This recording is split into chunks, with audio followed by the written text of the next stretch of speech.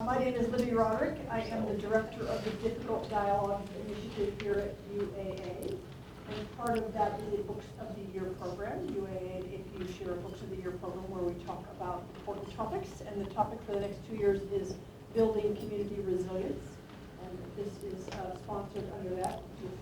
Climate crisis is key to our building community resilience. So some of the books that are involved in that program, if you're interested, are over on the table. You're welcome to check them out. There's also a climate action plan over on that table.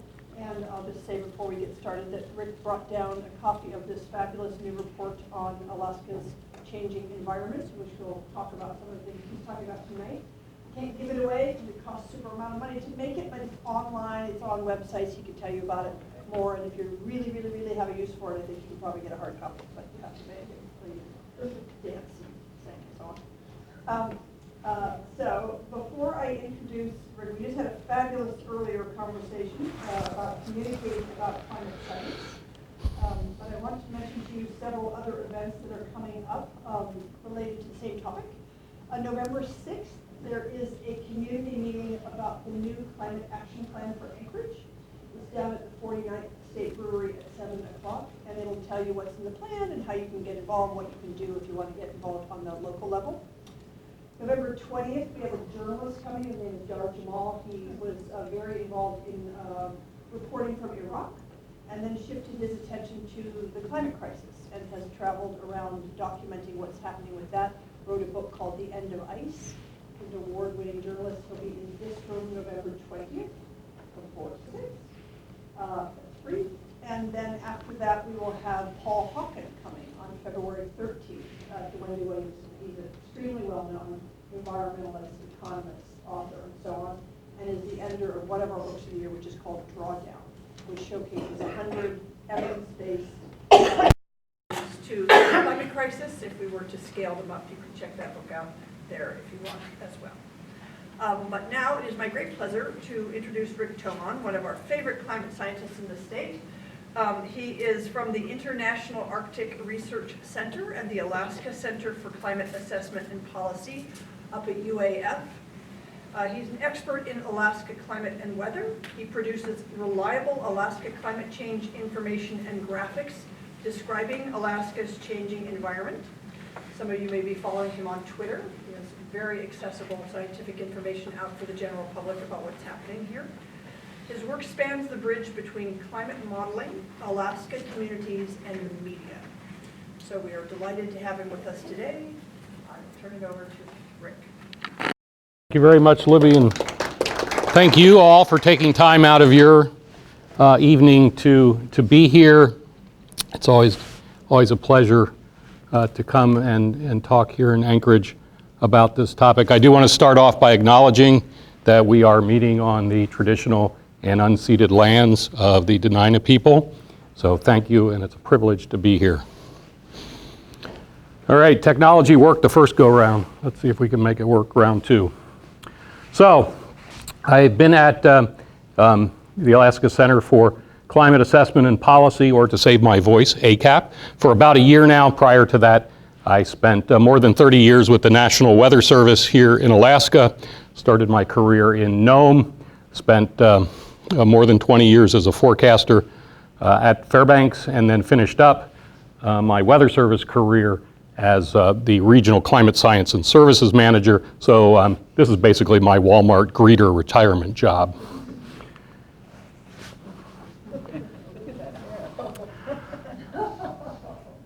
I'm from Pennsylvania. I'm a Pennsylvania Dutch boy. Back then, my naturally curly hair was a little more bounce to it than it does now. But when I was younger and a little bit older than this, this is the kind of thing that I was reading in southeast Pennsylvania. I always wanted to come to Alaska. Read Jack London as an elementary schooler. I came of age during the 70s, during the pipeline era, when lots of Alaska literature was coming out. And having reread all of these books and more, as an adult now, as an Alaskan, there's a lot of stuff I would take issue with now in these books. But as a young man, mostly what I was interested in is the environment that they were describing. Barry Lopez's description of the Arctic coast, the 70 below weather that Jack London writes about, and that Billy Wright writes about in their cabin in the Brooks Range, and that's what I was enthralled with, the environmental descriptions. And the fact of the matter is, 40 odd years on after this picture, the environment described in these books doesn't exist anymore. For me, that's really, it's a sad thing for me, that what I fell in love with from afar, from Pennsylvania, and then had the good fortune to actually live, in many ways is gone. And that's really hard. But it's what we got. It's the reality we live in. And so I'm hoping to use my Walmart greeter job to help keep what's happening in Alaska in the limelight. So here's what I want to talk about tonight. I'm going to go through and just give you kind of a sampler of some of the things that are happening in Alaska, observational based.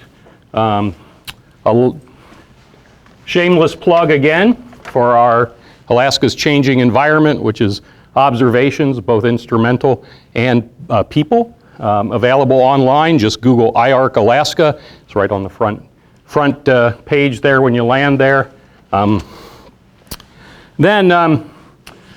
Title of this talk, Elevator of Change. A lot of things are changing. How do we make sense of that? That's really what we want to do. Observations are great. They're one part of the scientific process, but we want to make sense of them. And then we'll finish up with some ideas on what the future holds for Alaska and what we as Alaskans are doing. Alaska temperatures from the NASA data set for Alaska and vicinity here, annual temperatures since 1900 to last year. And this is the scale here is just departures from the 1951 to 2000, 1951 to 1980 30-year period. And thick green line here is just the smoothed average. Okay, you don't need too much mathematical interpretation to figure out what's going on there. Importantly, for our experiences, the last 5 years on this plot through 2018 are amongst the very warmest of record, and at this point, 2019 is a virtual lock to be the second warmest year since 1900. Won't be as warm as the 2016, but it's almost certainly going to be up in here. Notice all 4 of the last 5 years warmer than any year in the previous 120. Okay, so what's that mean? Well, it means some nice dots on a graph. I like that. But what's behind this? So, of course, shorter, less intense cold snaps, more intense, longer growing season. So it's not just that the time between freezes is increasing, but we're accumulating more warmth. That's a great thing if you want to grow certain types of vegetables that require specific amounts of warmth to mature. Also a drying landscape with warmer temperatures, and anybody here from the lower Susitna Valley has direct experience with that in, say, the last 10 weeks. Of course, warming temperatures drive a lot of things. Melting permafrost. Did you know that more than half of the state-maintained roads in Alaska sit on top of land that is 50% or more permafrost? Makes for extreme expense when DOT has to patch the same stretch of road 3 times in one season, like happened right outside my house this summer. Warming waters, not just the oceans, we'll talk about that in a minute, also warming waters in our rivers. All around Alaska this year, of course, from northwest Alaska into south central, I think even southeast, reports of unspawned salmon showing up dead, whether they died of heat stress or suffocated from lack of oxygen. Of course, warm water holds less dissolved oxygen than cold water. We don't know, but they died some way from that warm water. And of course, hotter wildfires. Wildfires are a natural part of the boreal system. It's been happening as long as there's been black spruce to burn. But what's happening now is those fires are burning hotter. Black spruce can use fire to reproduce, but not if everything is turned to ash, because those fires are so hot. And that's what's happening in some of our fires, especially the big fires in the interior. Now people, the graph we just showed, and I get asked a lot by the media, okay, what's happening in Alaska? Of course, Alaska is a big place. And no surprise, things are changing differently depending where you're at. This is a change, this is just the temperature trend on an annual level for the last 50 years. Nothing magical about 50 years here. I picked 50 years because that's kind of the working adult memory. Some of us will be longer than that, but you know, some of you in the room can remember 1969, some of you can't. So nothing magical about that. I just thought it was a nice round number that it kind of goes with our experience as individuals. So, North Slope, it's warmed almost 6 degrees Fahrenheit in the last 50 years. Western Alaska, 4.5. Northern and central interior, about the same. Most of this change is being driven by changes in decreases in the length of the snow cover season, and then that is being exacerbated on the North Slope and the West Coast directly by the dramatic changes in sea ice that are occurring. Conversely, as you might guess, the strongly ocean, non-ice dominated areas like the Aleutians, like southern southeast, are not warming as fast. They're still warming. And these values are amongst the highest that would be found in the lower 48. But by Alaska standards, they look, oh, that's puny. But this is right up there amongst the highest warming in the lower 48.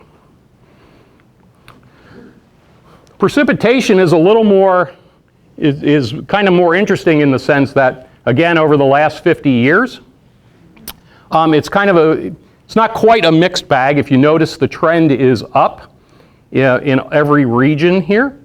But the areas in white here, they don't meet that dreaded statistical significance, which just means that, yeah, the trend is up, but we can't confidently say it's anything but random variation. So, like here in South Central, actually, is the closest to no particular trend in the annual precipitation. Similarly, in southern southeast, not much trend. On the other hand, big trend here, and quite significant on the West Coast, also the Northeast interior. Western Gulf Coast, also up significantly. But precipitation trends, unlike temperature trends, much more variable. They also are much more sensitive to the period that you look at the changeover. If I did this, say, for 75 years, no place would be significantly decreasing, but there would be almost no color on this. Most of the trends would not be significant. Is there a breakout between rain and snow? Precipitation is rain and the water equivalent, the melted snow. Yeah, but as far as the bulk of it occurring in summer or winter? We would have the precipitation seasonality. We don't have good snow data at this scale. Yeah. I could see where the coastal areas would get more precipitation from warmer ocean waters coming ashore. And even the Mount St. Elias area where the pressure difference would suck more moist water up the Copper River Valley. Well, what's that 17 point, where's that coming from? So, Is that heating of the interior and the moisture dropping going east? so good idea. This area is very dry, so this is basically the Yukon Flats and up into here. So the average annual precipitation is very low. So the increase isn't very much, but it's because we're starting out at a low base, it's significant. This probably represents some random variability. There's no obvious reason why this should be this so much higher than, say, the central interior here. And then the fact that it's starting low. But all of this probably represents the overall increase in water vapor in the high latitude atmosphere over the last 50 years. That's high. Oh. More dramatic in some of the coastal areas where you have the direct feed from the ocean. But overall in the Arctic, the amount of water vapor in the air is increasing. It's probably tapping into some of that. But I suspect there's also a significant random variability component in that. But good question. Was there another question? All right.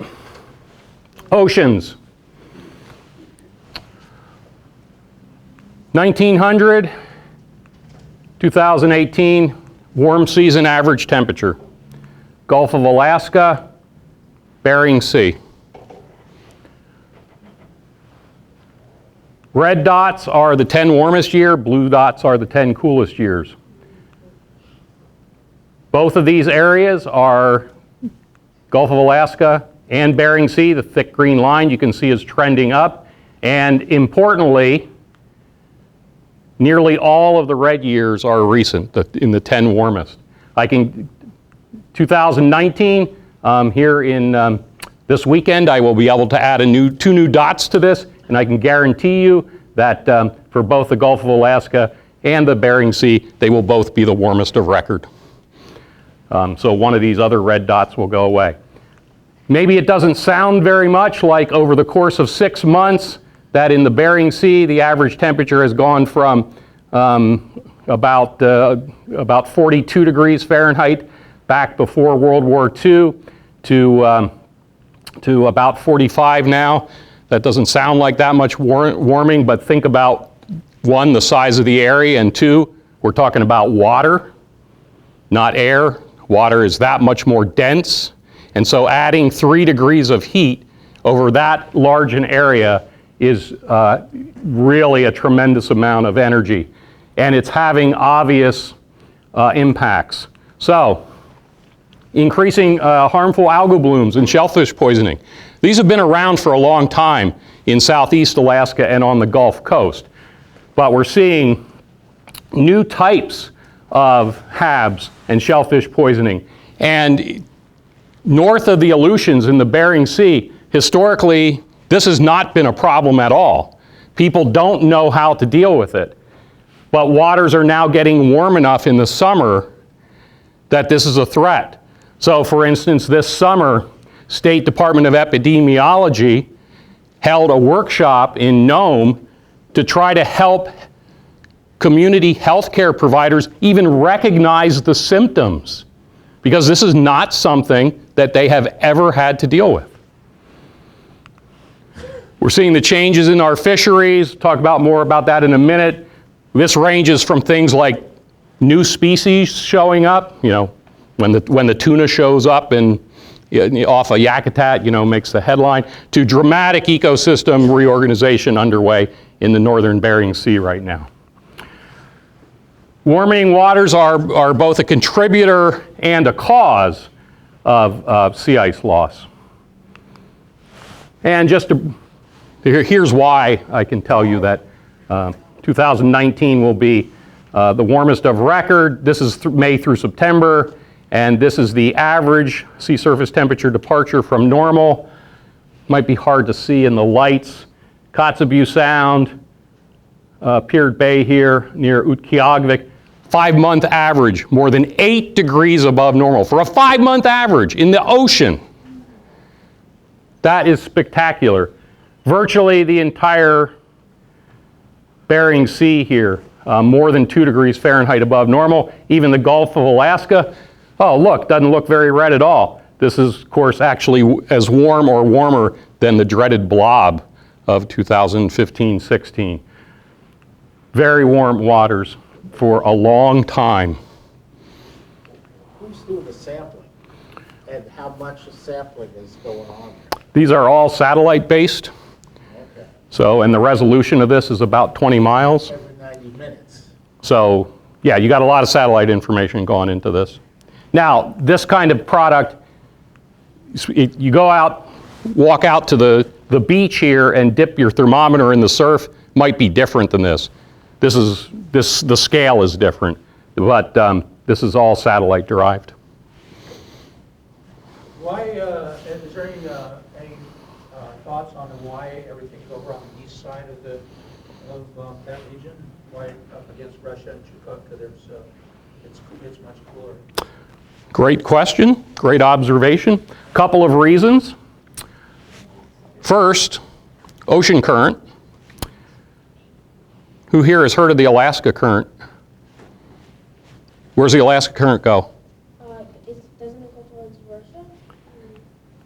Goes from the Gulf of Alaska up through the Aleutians, through Bristol Bay, up here like this, north, and then north of the Bering Strait on up into the Chukchi Sea. So we're moving water that's starting out warmer up this way. Different story on the Russian side. This current is moving up this way go back, sorry. Here the current is moving up this way, and this is current that's at depth, and it surfaces up in here.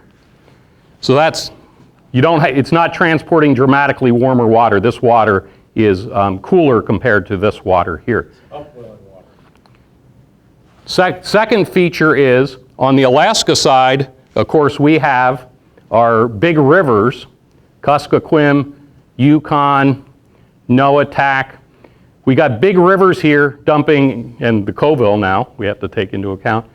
These rivers are dumping a large amount of hot water into our oceans near shore. On the Russian side, just by happenstance of geography, in this area there are no big rivers. The Anadyr River is probably the biggest, and I don't think the outflow of that is even as large as the Colville. The big rivers in Siberia, of course, are northward flowing over here. So that's the two main reasons for the difference. Okay, sea ice. Why? This is one of the most interesting things that I have to work with outside journalists and media, because like, what could be worse than ice on your sea? Why wouldn't you be happy that that's gone away? Well, of course you would not be. Traditional subsistence activities, of course, use sea ice as an extension of land, as a work platform. Oil and gas industry relies on sea ice to work on. Transportation surface. Historically, at Little Diomede, there's no fixed-wing airstrip, but when the ice sets up in the spring, you can build a fixed-wing airstrip. And of course, lots of communities use it as a transportation corridor. Sea ice is also a thermostat, not just for Alaska, but for the entire northern hemisphere. And of course, the presence or lack of ice exerts a fundamental control on what goes on with plants and animals, starting at the very base of the food web with different kinds of algae and different distribution of algae, depending on whether you've got sea ice or not, and where it is. Where it is also important. And then, of course, it's starting at the bottom of the food web, works its way all the way up through the fish, to seals, to walrus, to polar bears, and people. I see there it's called a climate thermostat, which I don't completely understand, but is it accurate to say that the sea ice is the air conditioner or the northern hemisphere? You could put it that way. It plays other roles as well by its influence on the storm track, the jet stream, but the air conditioner part is a significant role. People can get that. Yep. So here's a visual of what this looks like. March 4th, 2013, this is a more or less average. It's not quite average. There ought to be a little bit more ice here in Bristol Bay on March 4th. This was 7 months ago. There's effectively no ice on there's not zero. There's a thin strip here packed up against the southern Seward Peninsula coast. There's some packed up on the south side of St. Lawrence Island. There's some remnant ice here in Kuskokwim Bay, and that's it. Yes, sir? Have you guys figured out the Pineapple Express in that southern flow, how much more it's been in the last 10 years? So this was at the tail end of an extremely stormy period in the Bering Sea. Western Alaska was affected by 15 different storms and their associated weather fronts between the last week in January and the first week in March. That's really stormy, even for a normally stormy part of the year. There's been a couple of years that have been like that. 1989 in particular was actually stormier. But we didn't see the same response of sea ice. Here's the long view. This is the kind of stuff I love. UAF project led by Dr. John Walsh a few years ago reconstructed monthly sea ice extent. They initially did the Alaska area just this year, got extended to the whole Arctic. Going back to 1850, how on earth would you get an estimate of sea ice in 1850? I'll give you a hint. There are no satellites in 1850. Whalers? Traditional ecological knowledge. Historical record. Traditional knowledge is great, doesn't work at this, doesn't distinguish 1850 to 1852, say. Yes, so back in here, commercial whaling. Whalers, of course, commercial whalers like to work near the ice edge, and whaling captains almost invariably kept very close track of where they were at. So back in here, you have the whaling logs that have been scoured as part of this project. This was also done, which is somewhat important here, but became more important in the 20th century. This research had access to Russian records that had previously not been available prior to the end of the Cold War. In the 1900s here, early 1900s, the old cutters, Coast Guard cutters that went up and down the West Coast. Some of you will remember that in the 1950s and 60s, during the Cold War, the Army and Navy would fly the Bering Sea, and specifically to track the ice edge. That was an important military thing. So actually starting in 1953, we have weekly estimates of where the ice is. And then starting in the late 1970s, we have the daily satellite record. So putting all this together, you get like we've never seen before. There is no doubt that never in the last 6 or 7 generations have we seen as low ice in the late winter, early spring as we saw this year. These numbers might be somewhat different. They would be somewhat different if we had satellite data, but there is no way that there was a year like this. The whalers would have, that would be obvious in the whaling logs. That would have been obvious in the cutter logs. So yeah, maybe this is actually down here. There is no way it was down here.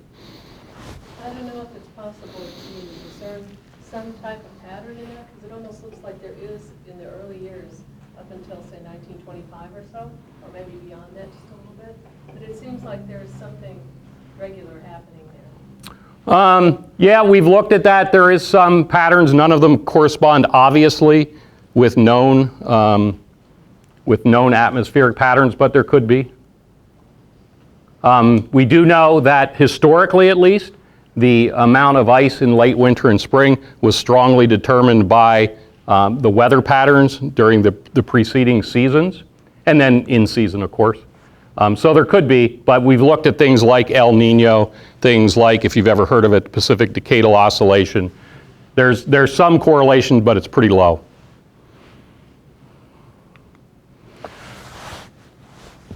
So why does sea ice matter to the climate? Well, there's no better example than our fellow Alaskans at Utqiagvik. October temperatures. We have excellent temperature data from Utqiagvik since 1920, almost unbroken record. And so this is just the average temperature during the month of October. The red dots are years when it was warmer than average that October. Black is the near normal, meh Octobers. Blue are significantly colder than October. And just like Anchorage and probably everywhere that you've ever lived, yeah, some Octobers are warm, some Octobers are cold, some Octobers are meh. If you look hard, you can see there are some decades. Here in the 60s, there's no red dots. Here in the 40s, late 30s, 40s, there's more red dots than blue, although there's still blue dots. So that takes us to 2001. Well, what's happened at Utqiagvik since then? Congratulations, ladies and gentlemen. You've just witnessed the birth of a new climate. So, in the 80s when, wait, sorry, that is just really disturbing. So like, even just back when Al Gore had made his movie, all of this scientific data existed, but no one believed it, right? Yep. Weather Bureau opened in October 19, Weather Bureau office opened in October 1920, every year. So what's happened, of course, since then? One, every year is now significantly warmer than the long-term normal. All of the warmest Octobers have been since 2001, and there's no cold Octobers. There's no men. And there's no meh Octobers. They're all warm. Exactly right. Why is that? Because October sea ice has collapsed. Used to be most Octobers at Utqiagvik, if the ice wasn't there at the start of the month, it would show up. Yeah, there are a handful of Octobers in the earlier 20th century when there wasn't any significant ice. That's these here. Now every October is like that. This year is going to be there. Probably will be the second warmest October record, maybe the third. I say this is a birth of a new climate. It's not new to planet Earth. This is a climate similar to what they have, say, in northern Scandinavia, where they have open water all year. The issue is, of course, at 71 north in October, there's no appreciable solar heating left. Water, ocean water, by definition, can't be colder than 28. Otherwise, it's not water, it's ice. And so you've got no heating from the sun, this bathtub of comparatively warm water sitting out there. Those of you that have been or lived in Utqiagvik know it's on a fat peninsula that sticks out into the ocean, so you've got ocean on most sides. It's a very narrow land wind there. And so this is just reflecting that dominant open water. Tom? On that note there, when you go back to your precipitation, you'll note how you pointed out in the North Slope area, there was an increase in the precipitation. Doesn't that suggest that there's been a gradual southern pattern, because warm, moist water is going to bring all across the mainland a pattern of wet, moist? So on the North Slope, southerly winds are generally not wet because you're on the north side of the Brooks Range. You're going to have the upslope from that area, but at the same time, the whole area is going to get its precip. It typically doesn't come down from the northern portion. You're exactly right. Historically, it hasn't. Yeah. Increasingly, it is, especially in the fall.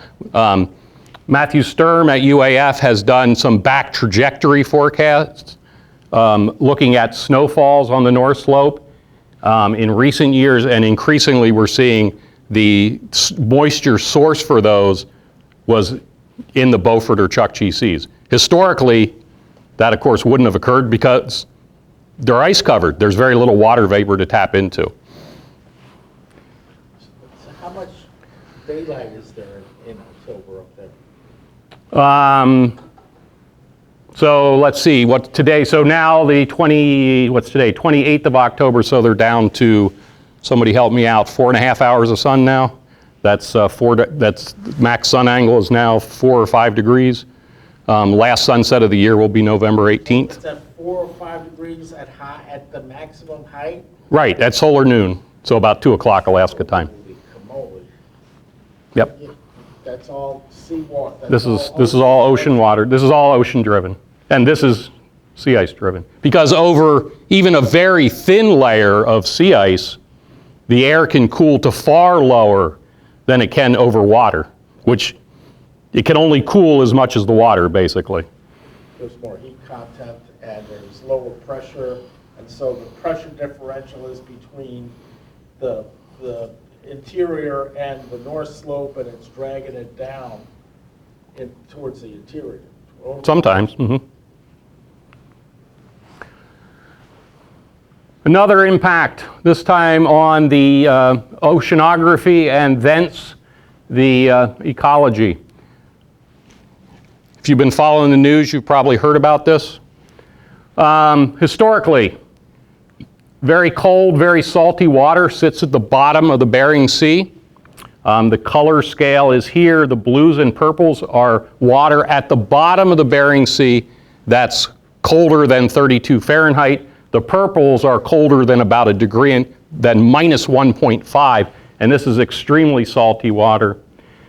This cold pool, as the oceanographers have referred to it, has historically separated the ecosystem of the southern Bering Sea, which is basically an extension of the North Pacific, with the much more Arctic-like ecosystem of the northern Bering Sea, basically north of about St. Matthew Island, which is there, and including St. Lawrence Island, Seward Peninsula is there.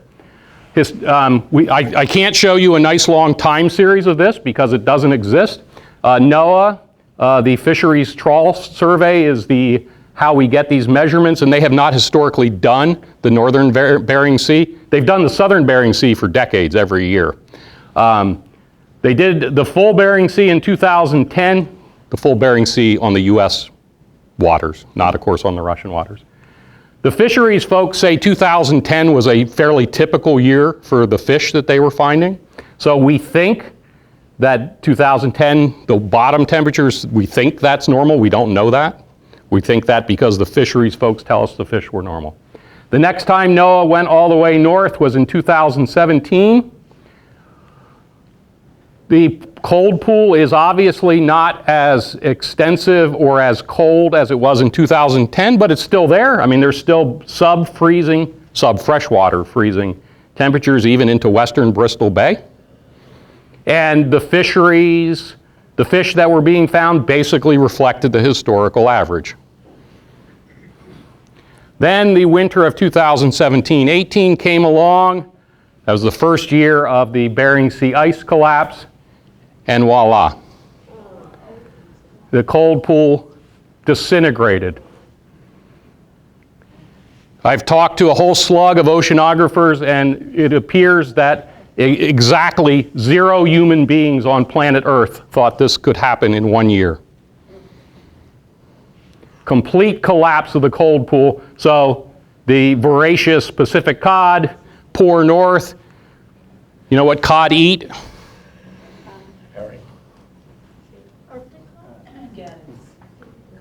Pacific cod eat anything they can catch. Anything they can catch. And these are pretty big fish. These can get up to a couple feet long. So they can eat big stuff. These fish came swarming north. Arctic cod, which much smaller fish. In the 2018 trawl survey, where in these years they had been finding tens of metric tons of Arctic cod, 2018, a grand total of 7 Arctic cod were caught. They probably all went north into the Chukchi.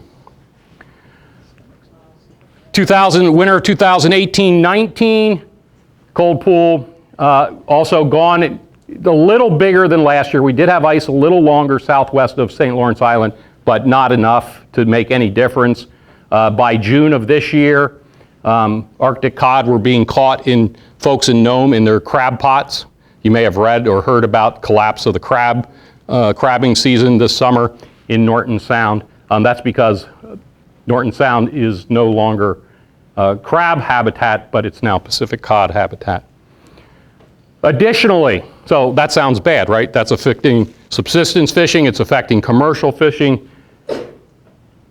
Starting last summer, 2018, lots of reports of birds being found dead in large numbers across multiple species. Reports of ice seals and young walrus showing up dead. Without the ice here, the formation of algae on the bottom of that ice, which is critical to the food web, didn't happen. And so what was happening, those seabirds, those young marine mammals, were basically starving to death. And that intensified this year with NOAA declaring the dreaded unusual mortality event for sea mammals. Big changes up here in the whole ecosystem affecting things that people, what are we going to put on the table today to the commercial fisher?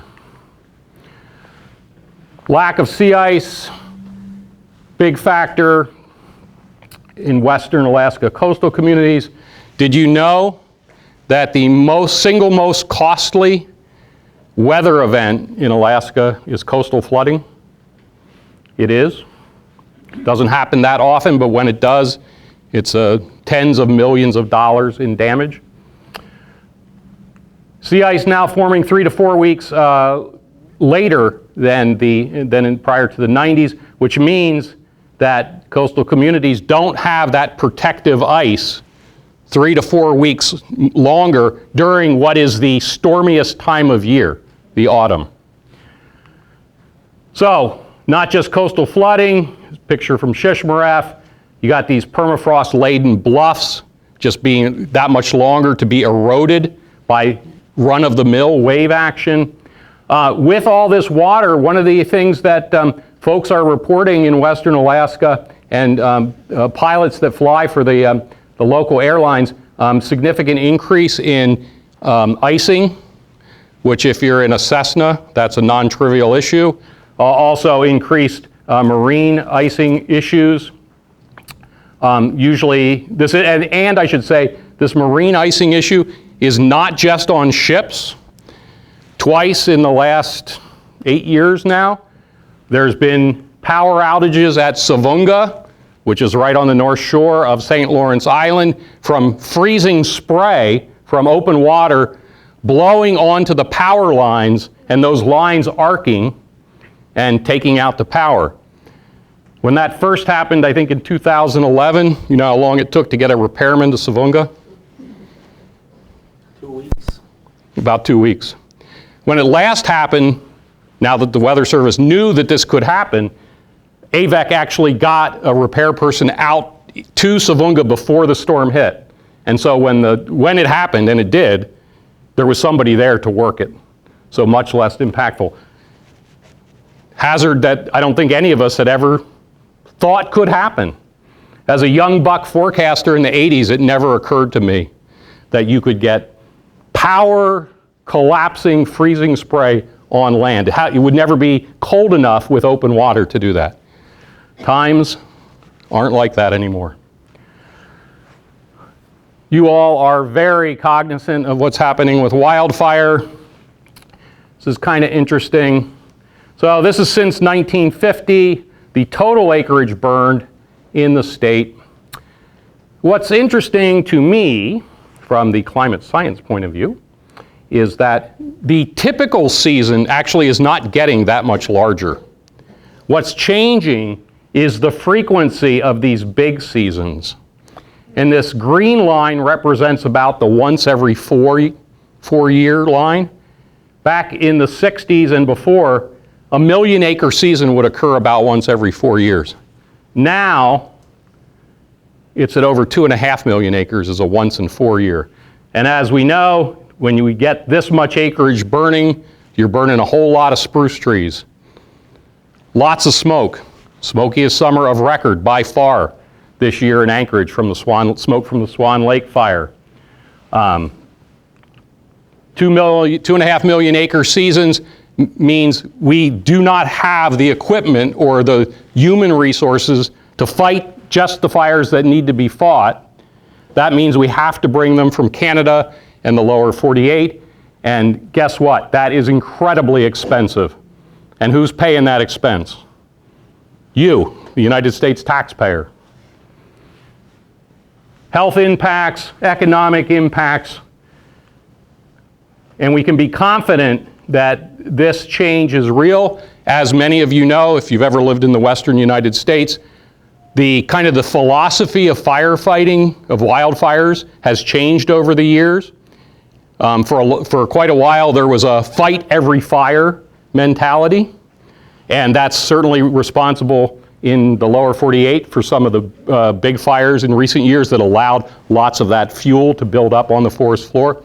That was the philosophy here in Alaska too, but there was never the resources to actually implement it. And so folks have looked at this, and we believe this is almost entirely natural. Unlike the lower 48, there's not a human decision component at this scale. So I covered that. Another thing we don't think about very much, us in the boreal forest, frequency of fire in tundra areas is increasing. It's increasing rapidly. You might recall in August, fires near Dillingham. In tundra, spring fires are increasing. With early snowmelt, you've got all those grasses dried out, pre-green up. So those are increasing. And in 2006, actually, the Alaska Fire Service had to recognize this early start by changing the official start date of the fire season from May 1st to April 1st. That means, in their lingo, the official start means they are ready to go. They have the people and equipment in place to fight a fire. If you know people that have worked as firefighters, most of them treasure their winters off because they work incredibly hard during the summer, and now they're having to come back a month early. So here's just a review of some of the things that are changing, warmer and wetter. Of course, the sea ice decline. Rivers are breaking up earlier, freezing up later. But it's not just, of course, the things that we have instrumental records, which are just extensions of our senses, but things that don't care at all how we measure or where we measure are changing too. Southeast, yellow cedar, a high value tree, culturally very important, is dying. Why? Because yellow cedar actually have very sensitive roots. They do not tolerate cold. They need a thin snow cover to protect them when it does get cold. Without that, a couple of nights in the teens can kill the trees. Snow levels are increasing in southeast, and so we're seeing increased yellow cedar die-off. Don't have to tell you about the spruce bark beetle expansion. Been going on for a long time on the Kenai, last few years, between the warmth, the drought this year, things that spruce bark beetle like, exploding rapidly into the Mat-Su. The interior is not immune to changes. White spruce, the iconic tree of the boreal forest. In western Alaska, near the tree line, it's now getting warm enough that it's becoming ideal white spruce habitat. And so we see white spruce expanding into western Alaska. Not quite to the Bering Sea yet, but definitely spreading west pretty noticeably. On the other hand, in the eastern interior, it's now to the point where it's actually too warm in the summer to support white spruce. Now, big healthy trees aren't dying, it's not that hot, but what's happening is when fire comes through, we're not going to see those white spruce come along in the normal succession that occurs in the boreal forest after a fire because it's too warm. The idea is that this is going to get replaced with something like what they call Alberta parklands, so more birch and aspen dominated and much larger distances between trees.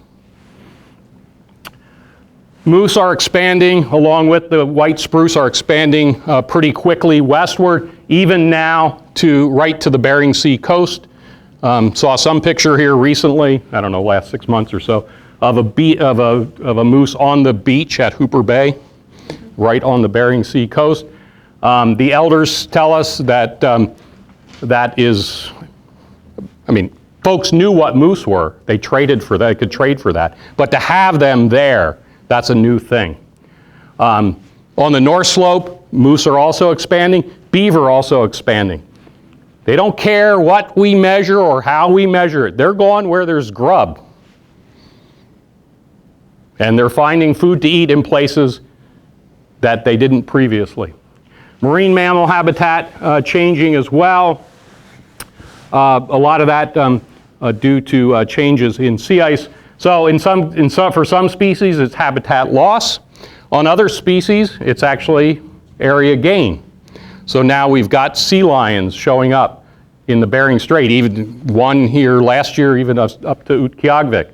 On the other hand, walrus are going to wind up having a hard time, some of the other ice seals as well. Okay, that's a whole bunch of observations. I could keep you here all night with other ones, but that's enough, right? Let's make sense of this. Why? Because what we do in Western science, observations, we start there. Everything we've looked at is an observation. But that's not where it stops, right? Here's an observation. Why is it getting warmer in Alaska over the last 120 years? Why is sea ice decreasing? You want to be a good scientist? Be a 3-year-old. Why? Why? Why? And so, we got some observation. Let's come up with a physical explanation. So, a physical explanation means that it's getting warmer because I said so is not a scientific observation. What's the physics behind what we're seeing? Once you've got a physical explanation, then make a prediction. It's the wheel of science. And of course, we always get new observations. The process never ends. This is what we do in Western science. Observations, explanations, predictions. Oh, here's some new observations. My explanation doesn't quite match. Let's refine that. Then let's make a new prediction. Ad infinitum. When we do that at the climate scale, here's what we get. On top here, so let me explain these. This is from the Fourth National Climate Assessment. The red and blue lines here are the observed global temperatures. This is what's happened. Different data sets give very slightly different answers. For our purposes, there's no difference between these. We have climate models that are very good at global physics. And when we just take all of the natural forcings are things like sunspots, are things like volcanoes, are things like El Nino, La Nina. When we run only that through the climate models, here's the forecast we get. It's this dark blue line. The shading is the range of temperatures from that model. And you can see by now, the natural forcings only have diverged very, very far from what we're observing. Now, let's go ahead and put in the inconvenient truth of the fact that we're dumping and have dumped huge amounts of ancient carbon into our environment. So, greenhouse gases. And now you see, throw in the greenhouse gases and the computer models exactly follow what's happened to the scale here, at the global scale. If you don't think that greenhouse gases are part of the answer, you have one simple job. Provide a physical explanation for this that doesn't include greenhouse gases. That's all you have to do. Knock yourself out. There is no coherent, physically coherent way to explain what we observe without accounting for those greenhouse gases. But it is important to remember, one of the most common questions that I get is, did this particular weather event, was that caused by El Nino? Was that caused by global warming? Well, of course, the big picture, the warming environment, that's the canvas that our day-to-day weather plays out on. Every year, that canvas gets a little bit redder. But there's a multitude of things that we'll talk about here in a second that go into why we had a record high in Anchorage today. The large-scale global warming is just one piece of that very large puzzle. Tom? On the greenhouse gases, have they figured in the methane, or is that still not included in it? That's my question too. Is the methane gas, the amount of methane in the atmosphere, is that included in that? in these historical simulations, yes. Yes, they are now? Yeah, in the historical. Okay. In the projections, they haven't been, Okay. but are being included in the latest generation. Yeah, because that's still under studies right now, correct? Right. But in these historical simulations, it's all in there. So, as I said, our record high here today, this is going to be, we had the warmest summer of record. This is the end result of a multitude, effectively infinitely large ensemble. Some of these things, like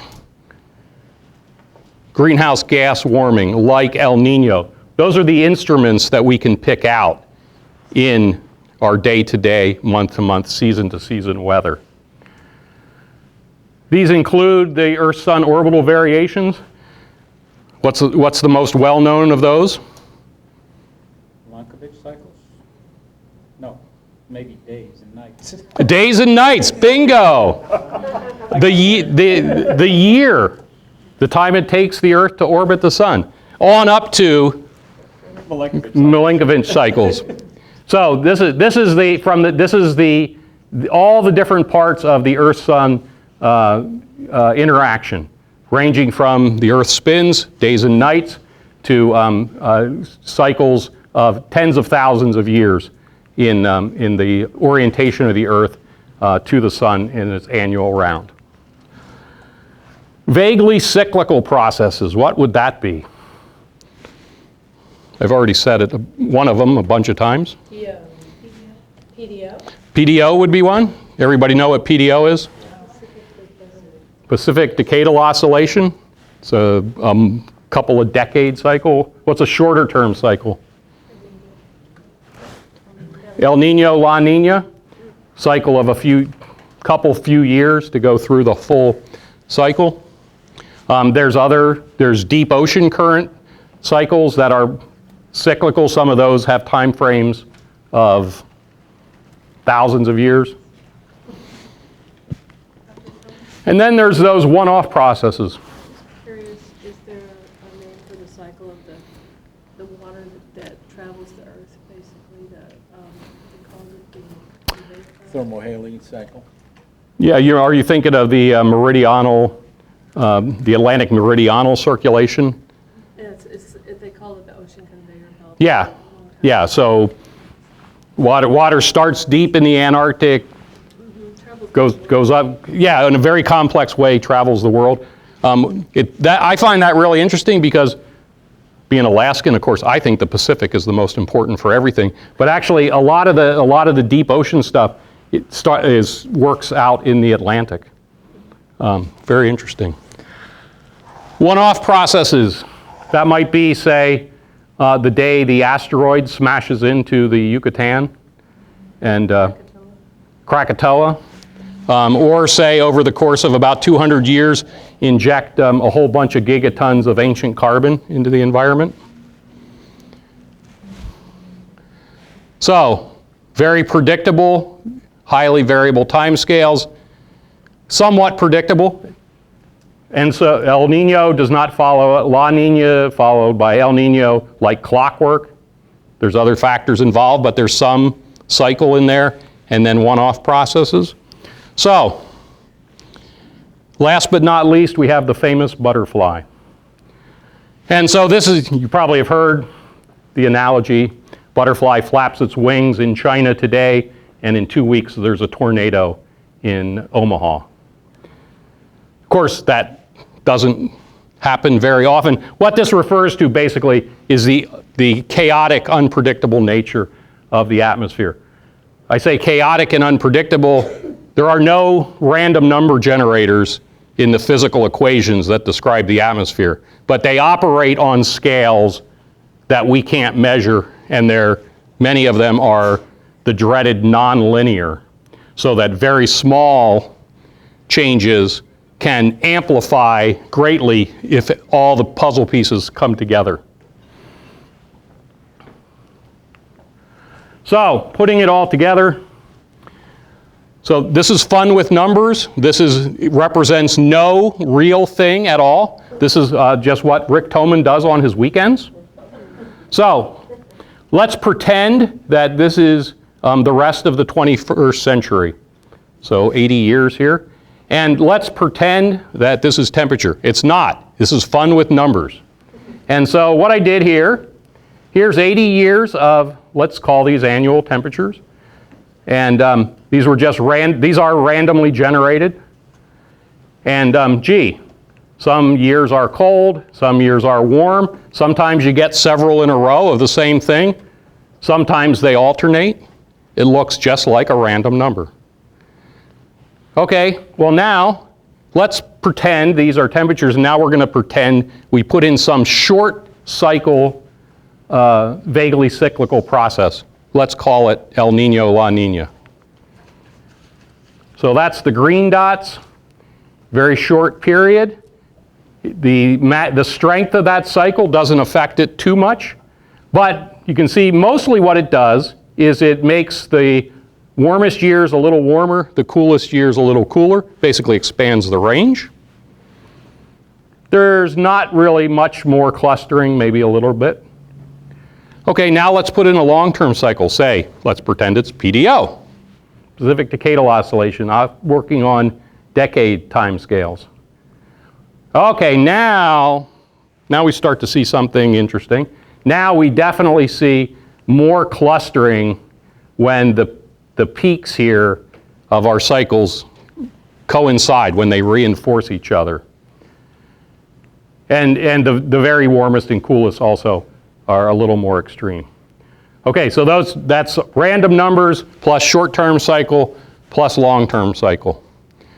Okay, now let's pretend that there's some long scale, century scale trend involved. It might be cyclical at a much longer time frame than this, but we'll just call it a long-term trend.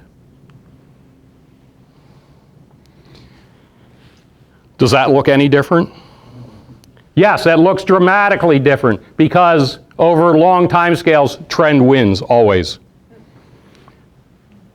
Now, relative to our baseline, every year almost is warm. Still get, once in a while you can pull the needle out of the haystack, but when over long time frames, trend dominates over these vaguely cyclical processes. That's where we started. That's with trend. I think that's amazing. Could you call the positive feedback mechanism for release of methane from the tundra a long-term trend like that? I would call that, so what you would, to put that on here, you would have to figure out the contribution of that thing to that. It's probably going to be a contributor to this black line. But you could, in principle, you could, sure. As you may know, sea ice is at record low values around Alaska right now. This is a plot that I produce regularly, tracking the combined sea ice extent in the Chukchi and Beaufort Sea. This is from Saturday. Green line is this year. We've never had this little ice in the Chukchi and Beaufort combined. 2012 is the second lowest, and we're not even close. My guess, given how quickly this came up, my guess is we are going to remain at the lowest of record for weeks to come at least. There's no appreciable ice in the Bering Sea. So, what does that mean? I love this figure. It's a little complicated, but that's partly why I love it. It's from my colleague Seth Danielson. Why does low sea ice in the Chukchi Sea matter? Well, it's fall, so let's start there. So, low sea ice in the fall means those waters are pumping a lot of heat into the atmosphere. Or, in technical jargon, enhanced ocean to atmosphere heat flux. But we're just pumping heat into the atmosphere. Seth has calculated that the open water that we've had the last few years, which is less than we have now, during the month of October, there's enough heat going into the atmosphere to warm the entire Arctic by a full degree. Full degree. During the winter, low sea ice is warming the atmosphere, leading to increased south winds, increased winter ocean currents, and altered ocean processes.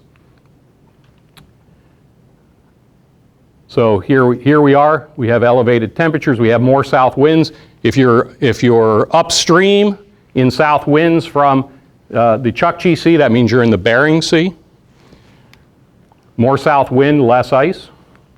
By the time we get to spring, we have low ice, we have thin ice. That means what ice we have melts out much more quickly than it used to. There's just less of it, both aerially and in volume.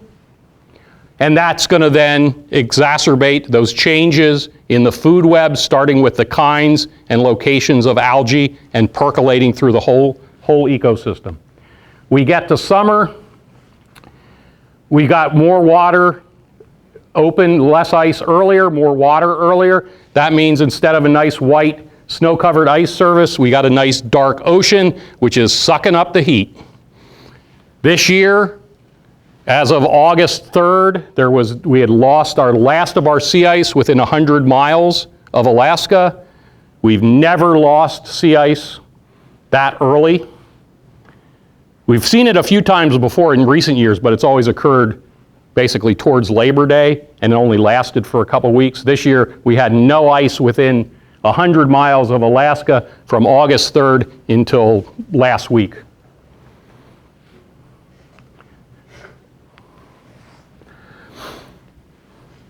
The elevator of change. What we're doing, where we're going. From the Fourth National Climate Assessment, RCPs, you know what RCPs are? Something pathway. Yeah. Regional climate projection. These basically, what does RCP stand for? Representative concentration. Pathway, right, that's right, representative concentration pathways, thank you. They're just RCPs, what else are they? What else could it be, right? It's a problem with acronyms, they take on a life of their own. RCP 4.5 is a fairly modest emissions scenario, emissions peak mid-century, and then decline thereafter.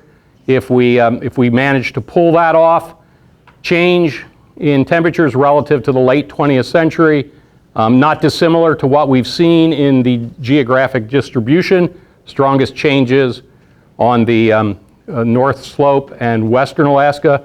That's still pretty darn healthy change, 8 to 10 degrees Fahrenheit over the late 20th century.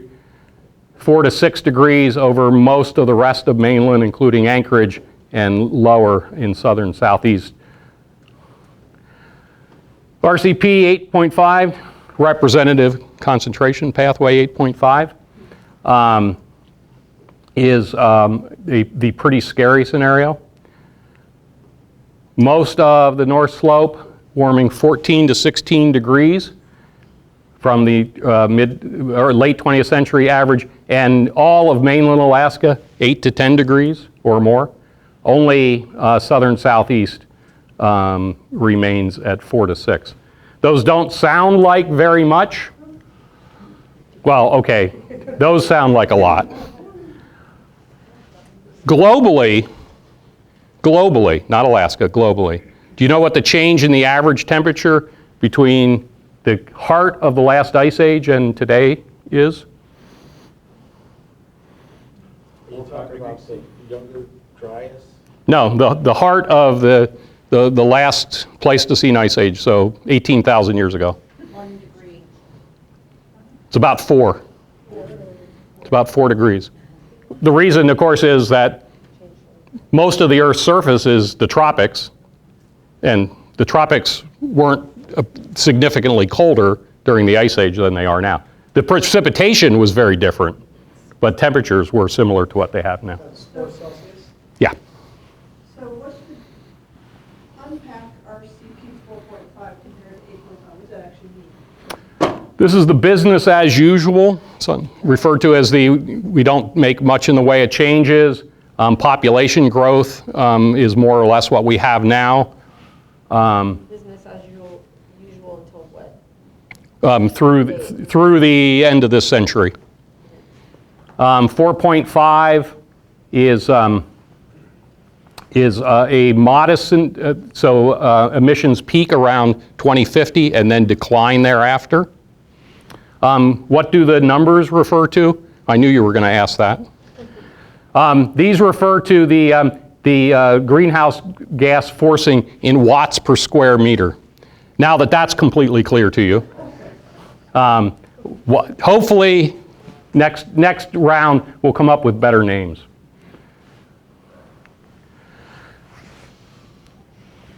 Lots of ways to slice and dice this. This is actually from the website Carbon Brief, using publicly available data. So for Anchorage, going back, apparently they have an issue with the Chrome browser. That's why these years are funky. But that's 1900, 1880, 1860. Reconstructed temperatures. This is from a global database. But it's a pretty high resolution global database, Berkeley Earth, if you're familiar with that. And so the red line is just the smoothed average, getting warmer in Anchorage. And here's what it looks like. This is why I like this. Here's what it looks like, and then put the projections after that. So here's where we are now. Business as usual. These are two. This one is the 4.5. This is the 2.6, the most aggressive reduction in greenhouse gas emissions. This one actually gets down to 0 by late in the century. One thing to point out, the reality has these big swings. That's not being attempted to be modeled here. The year-to-year variability isn't going to change. We're going to continue to have these fairly large swings, no matter which of these we're on. But I think this does put it in perspective pretty nicely. The fourth climate assessment accurately understood what was going to happen like this year with Arctic sea ice? So one of the problems with climate projections is you're always looking at long-term averages, and the year-to-year variability is almost never accounted for. So when we see that, for instance, this year with Arctic sea ice, it was low compared to some model average, that's kind of an apples to oranges comparison.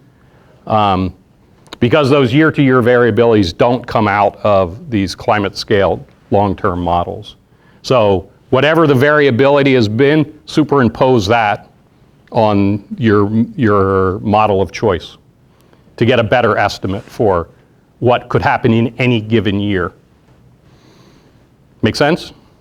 It does, but I'm just thinking like Arctic sea ice seems to be a giant indicator. And 2007 was a record low, followed by 2012, and now we have 2019.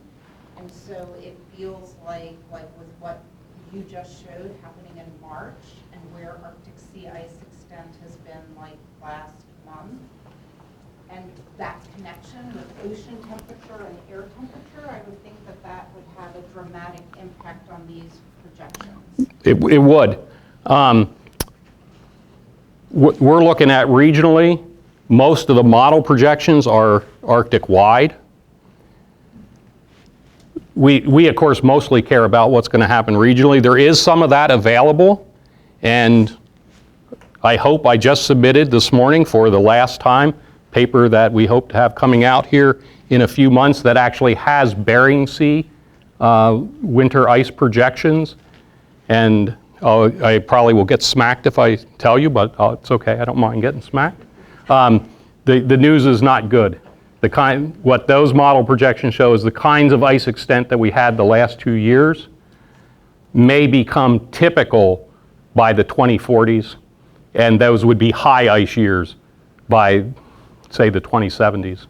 That's not good unless you're planning to ship LNG from the North Slope. Not good for a lot of things. One of the things that I think, and Robin, you alluded to, is, of course, we care about way more than just average temperature or precipitations. And that kind of information is actually available from climate models. And so this is some work done at UAF from one particular climate model. This is ADAC in January. And this is just from this one particular climate model, just a count of the number of days when the wind speed averaged 25 miles an hour or more. And you don't need any sophisticated statistical analysis to see there's no change in this particular model for a number of windy days at ADAC in January through the 21st century. On the other hand, in my hometown, so this is January, Fairbanks, number of days with an average temperature of -4 or lower. There's not much change through mid-century, and then looks like we hit a tipping point there, and the number of cold days collapses, like so many things we've seen. The change is often not gradual, often it's abrupt. Our changing environment is impacting all of us, sometimes in ways we don't know. Physical health. We have elders drowning in rivers in places that they shouldn't be, where they've been their whole lives. It's affecting people's mental health, and not just people like me that talk about this all the time, taking a big toll on people. Those fires almost got me this summer. So this is a very under-recognized climate stress. Changing environment is, of course, impacting economic activities and national security issues. Who is one of the most interested parties in changing sea ice? Not just the Inupiaq hunters. No, the military. Department of Defense, Homeland Security. We've talked about infrastructure, thawing permafrost, what it's going to do, the cost that's going to be accrued to the state and to the national government by impacts of our changing climate on existing and future infrastructure, and of course to cultural traditions and what people do and how they do it. All of these things are all being impacted at the same time by our changing environment. The future is indeed partly in our hands. This is global greenhouse gas emissions. This, of course, is not part of any climate model. No climate model is going to tell us how much greenhouse gases we as a world are going to emit. You have to plug that into climate models. This is the time here out to 2100. No climate policies. Down here is the Paris Accord pledges. Big range of possibilities here and the resulting changes in global temperatures. Remember, this is the magnitude of the change globally since the last ice age. But here's the big reason why I say the future is only partially in our hands. Where is most of the heat going now? It's going into the oceans. Well, shouldn't be surprising, right? 70% of the Earth's surface is ocean. It shouldn't be surprising that most of the heat winds up there. Water being dense, deep ocean currents taking centuries, millennia to circulate. This means that the heat in the system, we all vaporize tonight. Emissions go to zero tonight. The climate will continue to warm for decades because of the heat in the ocean.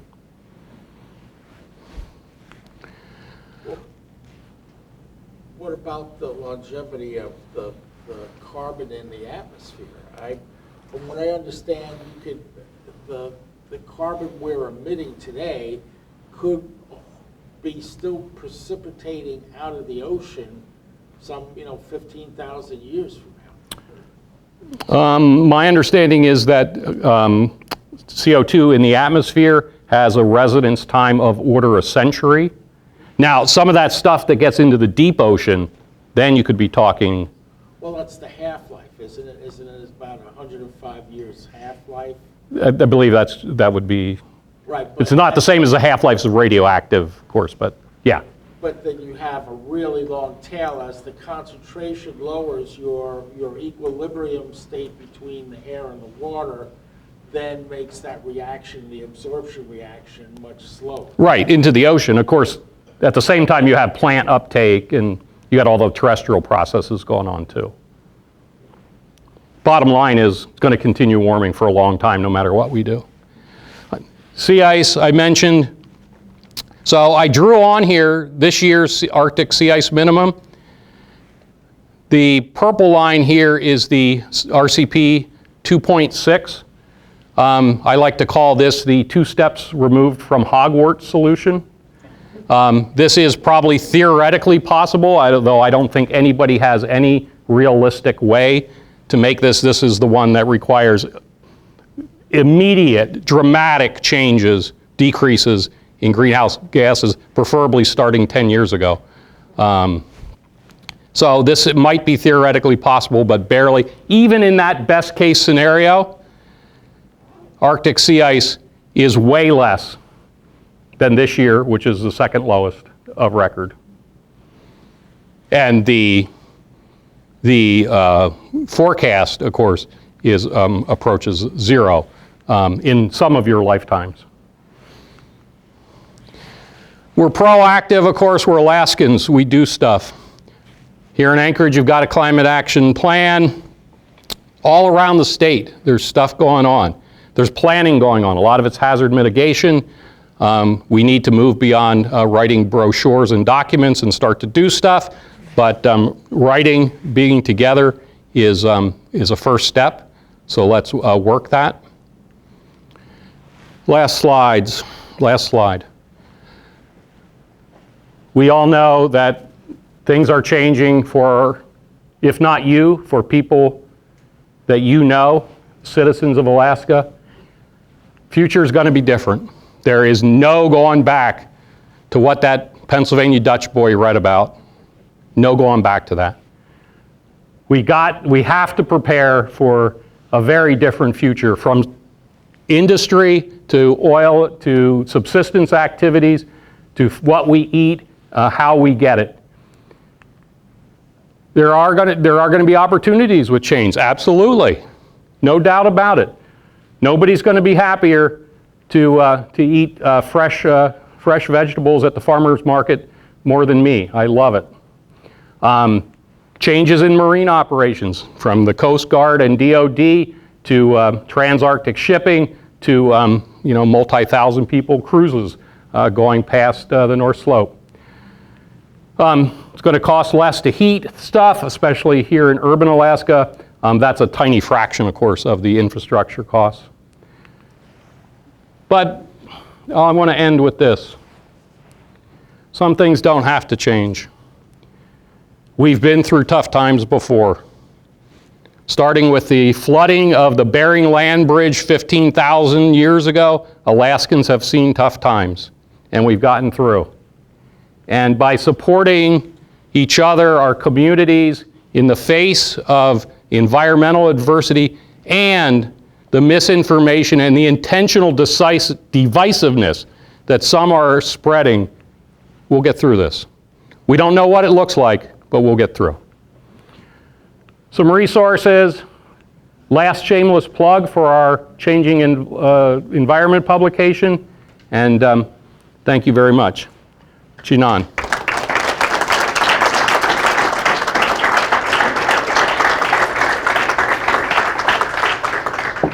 Thank you very much. In the middle of making, 15 presentations, we'll take you down here in many places. Quite a lot. Appreciate it very, very much. Couple things in closing. We recorded this session as we did the last one, so if you don't want me to send you an email with that information, please indicate that on the sign-in sheet for your Canon. Otherwise, you have it, you could share it with other folks who weren't able to come. As he mentioned, obviously the policies that we adopt with respect to this issue are fairly critical, and most people are asking what they can do. So let me remind you of a couple things. One is November 6th. We have that discussion about the Anchorage Climate Action Plan, which has a lot of these kind of things in it. If you want to come and join us and learn some more there. And also the fact that we have two representatives of two organizations in the room that are working on policy issues. 2 seconds. You want to say what you know about Citizens Climate Lobby? Right, sure. If you want to know how you can get involved in working towards climate solutions at a national level, look into an organization called Citizens Climate Lobby and learn more about solutions like carbon fee and dividend, a plan that would put a tax on carbon emissions and return all of the money that's collected by the federal government into the pockets of households so that we can shift our economy off of fossil fuels and yet reimburse people for the increased costs that they'll face. So again, that's Citizens Climate Lobby. Great organization, very informative website. Meet once a month here on this campus on Saturdays, 8:30 in the morning. Have cool speakers. They're considered one of the most effective climate organizations that I know about. And then Scott can tell you about the Alaska Climate Action Network, which has some materials here on the table. Right, we've got 2 handouts on the far corner of the table right by the door you entered through. We also have a climate calendar for all of the different climate-related organizations in Alaska. So if you want to know what's coming up, go on to our website. We've got both akclimateaction.org and .com. And if you go on the .com one, you'll see a calendar there. It's embedded, or you can actually just link it with your Google Calendar on your phone. Make it easy, you'll always know what's coming up. We're very active. One of the handouts there gives you an idea of what you can do. It's got a pledge. I'll do 6 of these things or 8 of these things this month, and you can just kind of go down and choose whether it's going to be an individual thing or whether it's going to be writing a letter to the editor or a whole bunch of different options there. So Alaska Climate Action Network. Yeah, and in January, Alaska Common Ground is bringing together all the climate organizations in the region. So look for that for the end of January.